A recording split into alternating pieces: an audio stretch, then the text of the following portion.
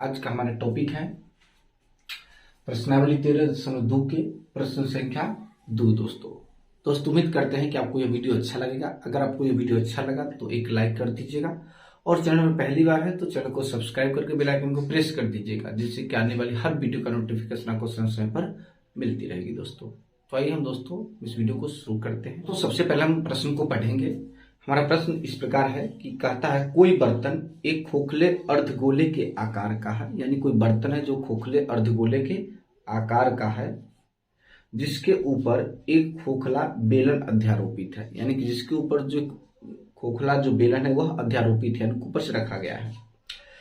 अर्धगोले का व्यास 14 सेंटीमीटर है और इस पात्र की कुल ऊंचाई 13 सेंटीमीटर है, यानी कि अर्धगोले का व्यास दिया हुआ कितना है 14 सेंटीमीटर है और जो यह पात्र है यानी कि अर्धगोला और बेलन दोनों को मिलाकर जो पात्र बना है उसकी कुल ऊंचाई दिया है 13 सेंटीमीटर। दोस्तों तो इस बर्तन का आंतरिक पृष्ठ क्षेत्रफल ज्ञात करें। दोस्तों यानी कि उस बर्तन जो है उसका आंतरिक पृष्ठ क्षेत्रफल ज्ञात करने के लिए दोस्तों हमें कहता है।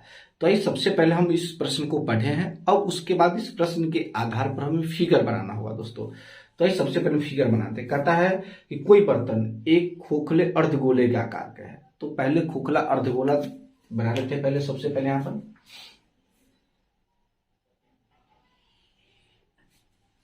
दोस्तों हम ऐसा पहले बनाएंगे खोखला अर्धगोला, जो कि यह बिल्कुल कटोरे के आकार का होगा, या खोखला अर्धगोला जो कि दोस्तों ऐसा होता है, यानी कि यह खोखला है, यानी कि अर्धगोले के आकार का है यह। उसके बाद दोस्तों कहता है कि कोई बर्तन एक खोखले अर्धगोले के आकार है जिसके ऊपर एक खोखला बेलन अध्यारोपित है, यानी कि जिसके ऊपर एक खोखला बेलन अध्यारोपित है, यानी कि ऐसे यह एक खोखला बेलन अध्यारोपित है। यह जो होगा यह खोखला बेलन अध्यारोपित है इसके ऊपर। दोस्तों ऐसे है खोखला बेलन अध्यारोपित है इसके ऊपर। दोस्तों ऐसे अब दोस्तों इसमें कह रहा है कि दो तो बन गया, कोई बर्तन एक खोखले अर्धगोले का आकार है जिसके ऊपर एक खोखला बेलन अध्यारोपित, यानी कि यह जो अर्धगोला है वह कटोरा के आकार का है, यानी कि जो खोखला है और उसके ऊपर यह खोखला बेलन अध्यारोपित है। दोस्तों अब कहता है अर्धगोले का व्यास कितना है, इसमें 14 सेंटीमीटर है, यानी कि अर्धगोले का व्यास। दोस्तों यहां पर हम लिखेंगे अर्धगोले का व्यास, यानी कि यहां से पूरा लेकर यहां तक है जो अर्धगोले का व्यास कितना है, 14 सेंटीमीटर है। दोस्तों यानी कि यह 14 सेंटीमीटर है।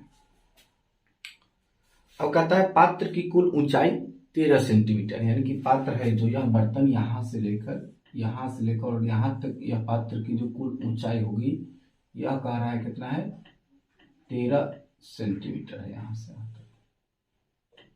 दोस्तों तो हमें यहां पर निकालना है इसका आंतरिक पृष्ठीय क्षेत्रफल। दोस्तों आंतरिक पृष्ठीय क्षेत्रफल निकालने के लिए दोस्तों सबसे पहले आपको यहां पर यह ज्ञात करना होगा कि इसका वक्र पृष्ठ, यह जो है अर्धगोला उसका वक्र पृष्ठ क्षेत्रफल निकालना होगा। तो अर्धगोले का वक्र पृष्ठ क्षेत्रफल होता है 2πr²। उसके बाद हमें बेलन का वक्र पृष्ठ मालूम होना चाहिए। बेलन का वक्र पृष्ठ के सूत्र होता है 2πrh। यह दोनों वक्र पृष्ठ के क्षेत्रफल निकालेंगे और इसको ऐड करेंगे दोस्तों, तब हमें इस पात्र का कुल आंतरिक पृष्ठ क्षेत्रफल ज्ञात हो जाएगा। दोस्तों तो सबसे पहले हमको इसका पृष्ठ क्षेत्रफल ज्ञात करने के लिए दोनों में हमें r का मान ज्ञात करना होगा, यानी कि त्रिज्या बेलन के भी निकालना होगा और अर्धगोले की भी त्रिज्या निकालना होगा। उसके साथ साथ हमें बेलन की ऊंचाई भी ज्ञात होनी चाहिए, तभी हम इसका संपूर्ण पृष्ठ क्षेत्रफल ज्ञात कर पाएंगे इस पात्र के। दोस्तों तो यहां पर दोस्तों हम देख रहे हैं कि यह जो त्रिज्या है यहाँ पर व्यास दिया हुआ है, तो त्रिज्या कितना हो जाएगा 7 सेंटीमीटर यह हो जाएगा त्रिज्या। दोस्तों ऐसे 7 सेंटीमीटर। तो अर्धगोले की त्रिज्या हो गया 7 और अर्धगोला के ऊपर ही यहाँ पर यह अध्यारोपित है इसका बेलन के, तो बेलन की भी त्रिज्या हो जाएगा 7, यानी कि गोला की भी त्रिज्या 7 अर्धगोला के, और बेलन के भी हो जाएगा त्रिज्या 7। दोस्तों तो आइए सबसे पहले लिख लेते हैं अर्धगोले की त्रिज्या, अर्धगोले की त्रिज्या यानी कि r बराबर 7 सेंटीमीटर। दोस्तों और उसके बाद इसी के ऊपर अध्यारोपित है बेलन, यानी कि जितना अर्धगोले की त्रिज्या होगा उतना ही इस बेलन का भी त्रिज्या होगा, क्योंकि यह दोनों सेम बराबर देख रहे हैं यहाँ पर। तो यहाँ लिखेंगे बेलन की त्रिज्या बेलन की त्रिज्या r बराबर 7 सेंटीमीटर हो गया दोस्तों। अब दोस्तों हमें यहाँ पर बेलन की त्रिज्या और अर्धगोले की त्रिज्या मालूम हो गया, तो अर्धगोले का वक्रपृष्ठ क्षेत्रफल निकल जाएगा, लेकिन यहाँ पर हमें बेलन का वक्रपृष्ठ क्षेत्रफल नहीं निकलेगा, क्योंकि यहाँ हमें एच मालूम करना है दोस्तों। तो हम देख रहे हैं कि यहाँ से यह 7 सेंटीमीटर यह हुआ त्रिज्या, तो इधर भी हो जाएगा 7 सेंटीमीटर, और इसके नीचे भी त्रिज्या खींचेंगे दोस्तों तो यह भी हो जाएगा 7 सेंटीमीटर दोस्तों। यानी कि अर्धगोला की जो ऊंचाई है वह त्रिज्या के बराबर हो जाएगा दोस्तों। तो यहां से हम यहां देख रहे हैं, तो यहां से यहां क्या हो जाएगा, यह 7 सेंटीमीटर हो जाएगा दोस्तों। तो आपको स्पष्ट रूप से यहाँ पर दिखाई देगा दोस्तों कि यदि इतना हाइट अर्धगोला की ऊंचाई यदि 7 सेंटीमीटर होगा और कुल पात्र की ऊंचाई 13 सेंटीमीटर है, तो हम 13 सेंटीमीटर में से इस ऊंचाई 7 सेंटीमीटर को घटा लें तो ये हमें बेलन की ऊंचाई मालूम हो जाएगा, जो कि कितना है 6 सेंटीमीटर। यहां से यहाँ क्या हो जाएगा, यह बेलन की ऊंचाई हो जाएगा मालूम दोस्तों। यानी कि 13 सेंटीमीटर में से 7 सेंटीमीटर घटा लेंगे तो बेलन की ऊंचाई मालूम हो जाएगा दोस्तों। तो यहाँ लिखेंगे हम बेलन की ऊंचाई, बेलन की ऊंचाई बराबर हो जाएगा कितना, h बराबर 7 सेंटीमीटर दोस्तों। तो इस तरह से हमें यहां पर इसका यानी कि त्रिज्या के मान निकल गया है कितना 7, और h का मान निकल गया 6, यहाँ त्रिज्या का मान निकल गया है 7। यदि हम इस दोनों पृष्ठ क्षेत्रफल को जोड़ते हैं तो इस पात्र के आंतरिक पृष्ठ क्षेत्रफल निकल जाएगा दोस्तों। तो लिखते हैं बर्तन का आंतरिक पृष्ठीय क्षेत्रफल इसमें कहता है, तो लिखते हैं यहां पर बर्तन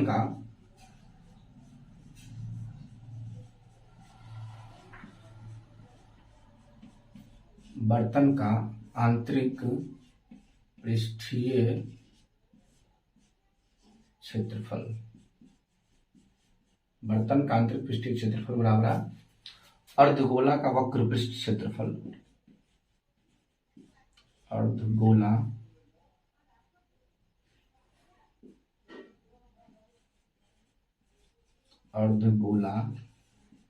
का वक्र पृष्ठ क्षेत्रफल, वक्र पृष्ठ क्षेत्रफल प्लस बेलन का वक्र पृष्ठ क्षेत्रफल दोस्तों, प्लस बेलन का वक्र पृष्ठ क्षेत्रफल दोस्तों हो जाएगा। यह जो भाग है वही बेलन का वक्र पृष्ठ क्षेत्रफल है, जो गोलाकार है खोखला है वह बेलन का, यह जो है अर्धगोले का खोखला जो आकार है उसका क्षेत्रफल दोस्तों। यहाँ पर लिखेंगे अर्धगोले के जो वक्र पृष्ठ क्षेत्रफल के सूत्र है यहाँ पर उसको हम ऐड करेंगे दोस्तों। यहाँ पर लिखते हैं और यहाँ से आगे बढ़ेंगे यहाँ पर, तो क्या दोस्तों अर्धगोले का वक्र पृष्ठ क्षेत्रफल कितना है 2 पाई r स्क्वायर प्लस 2 पाई r h। अब दोस्तों दोनों में हम देख रहे हैं कि 2 पाई r और 2 पाई r दोनों में है, तो कॉमन ले लेते हैं तो बच जाता है 2 पाई r, इसमें एक r बच जाएगा यहाँ पर और यहाँ 2 पाई r निकल गया तो h बचेगा। अब यहाँ पर क्या करेंगे दोस्तों, यहाँ पर 2 पाई और r h का मान यहाँ पर हम क्या करेंगे रखेंगे, तो ये रखते हैं 2 की जगह 2 और पाई की जगह हो जाएगा 22/7 गुने त्रिज्या का मान यहाँ पर दिया हुआ है जो कि 7 है। अब यहाँ कोष्ट देंगे, यहाँ भी त्रिज्या का मान 7 है तो 7, और h का मान कितना आ गया है हम यहाँ घटा के, सॉरी दोस्तों यहाँ पर h का मान हो जाएगा यहाँ 6, जो कि यहाँ पर आया है दोस्तों बेलन का मान कितना आया है 6, तो हम लिख देंगे दोस्तों यहाँ पर 6, क्या लिखेंगे 6 प्लस अब यहाँ होगा 2 गुने 22/7 गुने 7 गुने 7 और 6 कितना हो जाएगा 13 लिख दिया। अब यह 7 से 7 कट गया दोस्तों, 22 गुना 44, तो अब दोस्तों हमें यहाँ क्या करना पड़ेगा 44 गुने 13 करना होगा दोस्तों, 13 कर देंगे यहाँ पर, तो यहाँ लिखेंगे अब इसको गुना करते हैं तो 44 में हमको 13 से गुना करना है, 4 3 12, 4 3 12 13 और 4 एकम 4, 4 एकम 4 हो जाएगा दोस्तों यहाँ पर 7 5, यानी कि आ गया दोस्तों हमको गुना किए तो 572 सेंटीमीटर स्क्वायर इस बर्तन के आंतरिक पृष्ठ का क्षेत्रफल दोस्तों में निकल गया। इस बर्तन का आंतरिक पृष्ठ का क्षेत्रफल कितना निकल गया 572 सेंटीमीटर स्क्वायर दोस्तों। तो दोस्तों सबसे पहले आप इसका स्क्रीनशॉट ले,